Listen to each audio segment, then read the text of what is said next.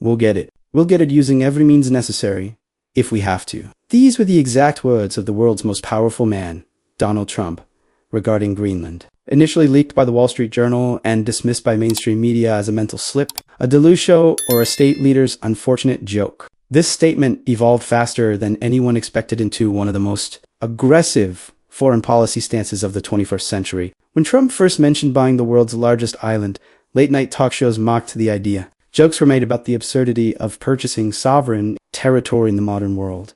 But while the laughter echoed across TV screens, no one was smiling in the geopolitical planning rooms of Beijing and Moscow. Vladimir Putin, who understands the language of territorial expansion better than most Western leaders, stated officially that this was not surprising. He emphasized that America's interest in Greenland was not a passing whim, but a historical necessity. To him, this wasn't a momentary outburst or a casual thought. It was a long-deferred movie. Why is America threatening Denmark? Why does China call this desolate island the Polar Silk Road? Why is a piece of ice so critical? And most importantly, how do you buy or take over an island? Welcome to Ageless Finance. Today, we put aside the sensationalism of the headlines to focus on the economic and strategic reality of the Arctic region. We will examine in detail why the United States is ready to put military force on the table, apply economic coercion, and use diplomatic pressure to secure Greenland. This isn't about building a golf course on ice. This is about managing the trade routes of the future, dominance in the rare earth elements market, and the continuity of American authority in the Northern Hemisphere. To understand why this is happening right now, one must look at recent developments that went unnoticed by the masses amidst election cycles and internal political noise. In recent weeks, the rhetoric has clearly shifted from buying to securing. Statements coming from the Trump camp and confirmed from within the Pentagon showed that Greenland is no longer treated as a commercial opportunity, but as a direct matter of national security. Unexpected visits by the vice president to the region and the hardening of warnings directed at Denmark complete this picture. The message is clear. America will no longer tolerate the most strategic geographies in North America being managed by a passive European actor. The media calls it a gaffe. History calls it the Monroe Doctrine. However, to read today correctly, one must dive into the depths of the past. This story doesn't start with Trump. Its roots stretch back to the 19th century. One thing must be seen clearly. The idea of purchasing Greenland has been a persistent goal of U.S. foreign policy for over 150 years. The mindset that led to the purchase of Alaska in 1867 applies here as well. Secretary of State William Seward was mocked when he bought Alaska from Russia for $7.2 million. The move was dubbed Seward's Folly. It was called a frozen, useless piece of ice. Today, Alaska's economic output and its strategic position against Russia have made that $7.2 million one of the most profitable investments in financial history. But Seward wasn't satisfied with just Alaska in his 1868 declaration. He explicitly stated that Greenland was the next necessary step to encircle the North American continent and secure control over the Atlantic. He saw a truth that few recognized at the time. Greenland was the key to the Atlantic. The political will didn't exist in those years. The idea was shelved, but never fully disappeared. In 1910, U.S. Ambassador Maurice Egan brought it back to light with a complex three-way swap plan. The U.S. would take Denmark would take American territories in the Philippines, and Germany would receive other interests in return. It was a game of risk played with real nations. The deal didn't happen, but it left a critical precedent. Greenland was on the table. By 1946, World War II had ended, Europe was in ruins, and the U.S. had become the only standing superpower with its gold reserves and foreseeing that the next great war would not be fought with tanks on the plains of France, but with bombers over the Arctic. President Harry Truman placed a concrete offer before Denmark, $100 million in gold for Greenland. Given the economic scale of the era, this was an extraordinary figure. The State Department even considered swapping oil-rich lands in Alaska to make the deal more attractive. Denmark rejected the sale, but they agreed to something far more critical, allowing the U.S. to stay on the island. At this point, the issue turned from real estate into a matter of survival. With the defense agreement signed in 1951, Greenland effectively came under American military protection. Thule Air Base, the northernmost U.S. military base, was built for decades. Thule was a final line between American cities and Soviet nuclear annihilation. Early warning radars detecting Soviet bombers coming over the pole were deployed here. So why the urgency today? Why is Trump escalating the rhetoric to the point of threatening unilateral action? Because the current order is dissolving, the ice is melting, and new actors are entering the field. This comfortable balance where Denmark holds the deed and America holds the guns is no longer enough for Washington to understand why. We must look at the three main pillars of the new Arctic crisis: the sovereignty trap, the red dragon, and the rare earth monopoly. First, the political reality on the ground. Greenland is not an independent state. It is an autonomous territory within the Kingdom of Denmark. It spans 2.1 million square kilometers, 3 times the size of Texas, yet its population is under 57,000. Most of the people are Inuit, culturally and linguistically distinct from Europe. An independence movement has been gaining strength in the capital, Nuuk, for years. A 2008 referendum granted Greenland extensive powers. Police, courts, and natural resources are now largely under local control. However, they have a critical weakness: the economy. Greenland's budget relies primarily on block grant payments from Denmark. Approximately $600 million is transferred from Copenhagen every year. These subsidies account for more than half of the government's revenue. If this source is cut, public services fail, hospitals and schools cannot function. This $600 million is the functional price of Danish sovereignty. This is exactly where the Trump strategy gains a Machiavellian dimension. The White House did the math. $600 million a year is practically a rounding error for the U.S. budget, less than the cost of a single B-2 bomber. The plan is simple: bypass Denmark. If the U.S. offers, for example, $2 billion in direct aid and infrastructure investment per year, it could effectively buy the loyalty of the Greenlandic government. The goal is to use Washington's financial might to drive a permanent wedge between Nuuk and Copenhagen.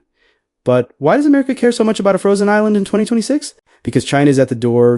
One of the most critical topics of modern ageless finance analysis comes into play here: China's silent advance. While Western media focused on Trump's statements, the Chinese Communist Party was quietly gaining ground in the Arctic. China defines itself as a near-Arctic state. This term has no geographical basis. They are 1,300 kilometers away from the Arctic Circle, but their economic appetite is massive. In 2018, they officially included the Arctic in the Belt and Road Initiative, naming it the Polar Silk Road. The development that truly alarmed the Pentagon happened in 2016. Chinese company tried to buy an abandoned naval base in Greenland. This would have given a company linked to the CCPA deepwater port in America's backyard. Under heavy pressure from Washington, the Danish government vetoed the deal, but China didn't back down. They just shifted direction. In 2017, the premier of Greenland was invited to Beijing. Red carpets were rolled out. Seafood trade was discussed. On the surface, everything looked innocent. However, the delegation also included Chinese construction giants and state banks. The project they proposed was massive.